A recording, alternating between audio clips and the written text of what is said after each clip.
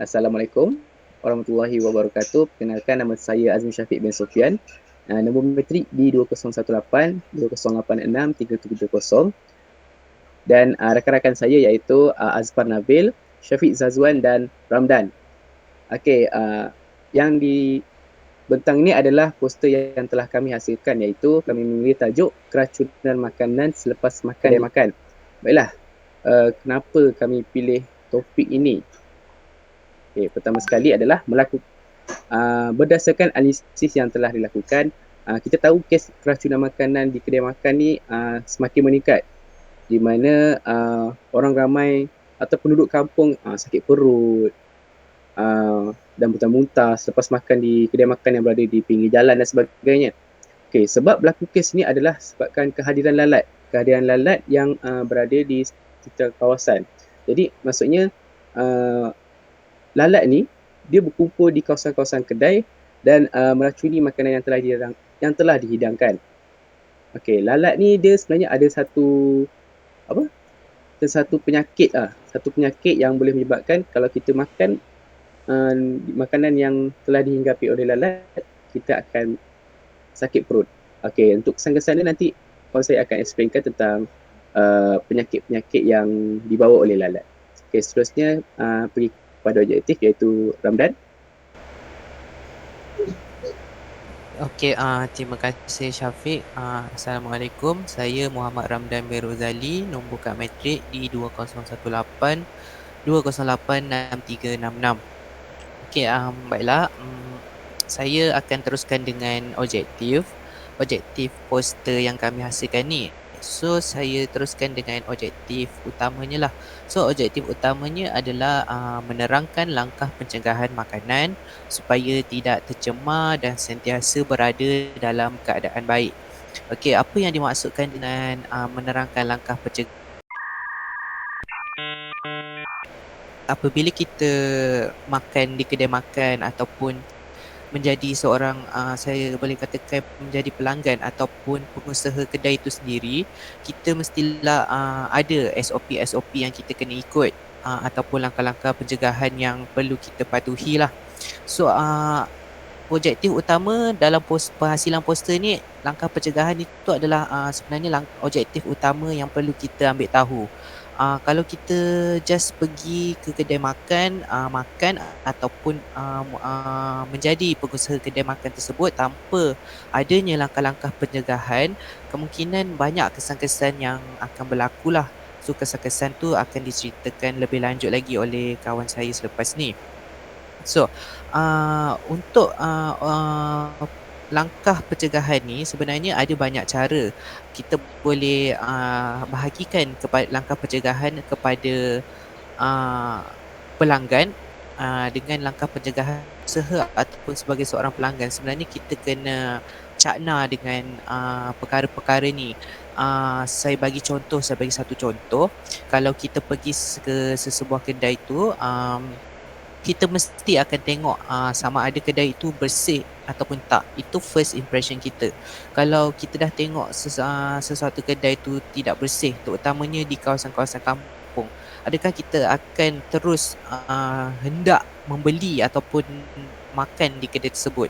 So, jawapan tu ada pada diri kita sendiri. Dan sebagai seorang pengusaha kedai juga, kalau dia nak kedai dia tu laku dengan apa yang dijual ataupun apa yang dihasilkan, mestilah pertama langkah pencegahan yang dia kena buat adalah seperti macam kedai bersih, SOP yang perlu kena ikut.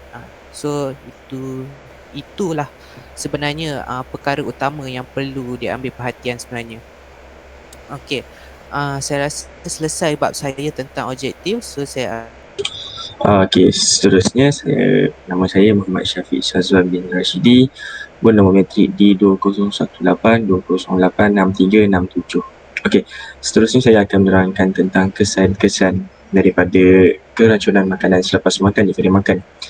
Antara sebagai contohnya, saya akan mengambil penduduk kampung. Okey, penduduk kampung mengalami masalah sakit perut dan cerit-berit akibat lalat membawa pelbagai penyakit. Okey, antara penyakit yang dibawa oleh lalat ialah Salmonella typhosa, iaitu seperti salmonella yang lain. Seterusnya adalah E. coli, Dan yang terakhir adalah Shigella dicerchis. Okey, dari mana datangnya lalat ni? Okey, lalat ini datang daripada tempat-tempat orang cakap yang boleh menjadi pusat penyebaran. Contohnya daripada pusat pembuangan sampah, daripada kedai makan yang tidak membuat perupusan sampah yang betul. Dia macam membuang dekat tepi dan tiada langkah seterusnya. Dan yang terakhir adalah daripada sikap-sikap yang tidak bertanggungjawab daripada penduduk kampung sendiri, iaitu dia buang sampah dekat bahagian yang orang cakap satu tempat sahaja yang dibuang sampah tu. Seperti contoh di tepi jalan, walaupun telah diberi keamaran dan telah diberikan denda, tapi mereka tetap membuang kat situ. Itulah merupakan salah satu sikap yang tidak bertanggungjawab daripada penduduk kampung. Okey, seterusnya saya akan meneruskan kepada kawan saya, iaitu langkah pencegahan. Okay, Assalamualaikum warahmatullahi wabarakatuh. Nama saya Muhammad Asfan Nabil bin Johari, pemegang kad matrik D2018 2086-368. Saya akan menerangkan tentang langkah pencegahan dari kita terkenanya atau tersebarnya penyakit-penyakit yang dibawa oleh lalat yang seperti yang telah kawan saya terangkan sebentar tadi. Jadi, langkah yang pertama ialah kita harus mendidik cara mengenal pasti ciri-ciri makanan yang tidak boleh dimakan. Contohnya, kita perlu trainkan diri kita supaya kenal macam mana rupa makanan yang tidak elok, macam mana makanan yang boleh dimakan. Seperti contoh, ialah salah satunya apabila kita pergi ke kedai runcit atau pergi ke kedai yang menjual barang-barang makanan, barang basah, kita hendaklah melihat tarikh luput suatu produk itu atau suatu makanan itu. Sebenarnya ialah memastikan penyediaan makanan bersih dan selamat untuk dimakan. Seperti yang telah rakan saya Ramdan terangkan bahawa paling utama ataupun first impression kita adalah memastikan kebersihan di kedai makan itu. Ini termasuklah juga memastikan penyediaan makanan yang bersih. Jadi apabila kita dapat tahu penyediaan itu pun bersih, jadi keyakinan untuk kita menjamah satu makanan itu pun akan lebih baik. Seterusnya ialah lebih baik jika kita membawa bekalan daripada rumah ke tempat kerja.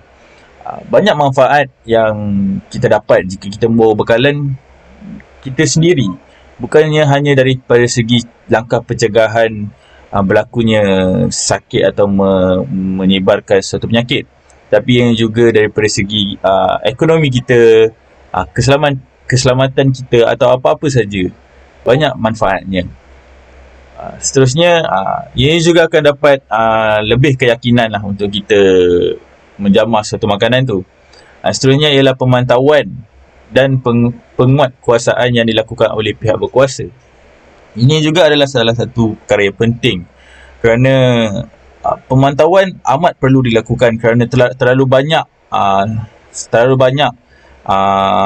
tempat-tempat yang membuat makanan ni telah tidak ambil peduli tentang kebersihan mereka apabila tiada pemantauan oleh pihak berkuasa. Sebenarnya ialah menjaga kebersihan diri sebelum menjamu selera.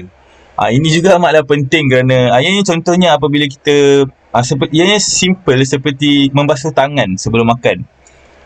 Itu adalah suatu, orang kata, daripada kecil kita diajar untuk membuat perkara seperti itu, tapi kadang-kadang pada orang benda itu nampak remeh, tapi perkara yang macam itulah sebenarnya sesuatu yang penting untuk kesihatan diri kita. Dan yang terakhir sekali ialah melancarkan kempen kesedaran tentang makanan.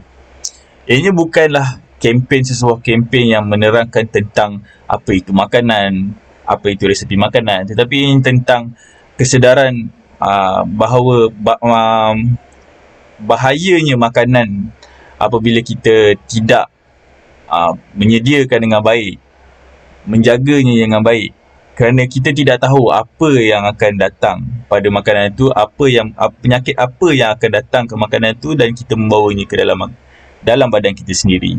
Jadi kempen kesedaran ini pun adalah salah satu faktor yang amat penting untuk memberi kesedaran pada masyarakat kita, terutamanya masyarakat Malaysia dan penduduk kampung tersebut lah. Jadi itu saja daripada saya tentang langkah-langkah penjagaan. So sekian, terima kasih.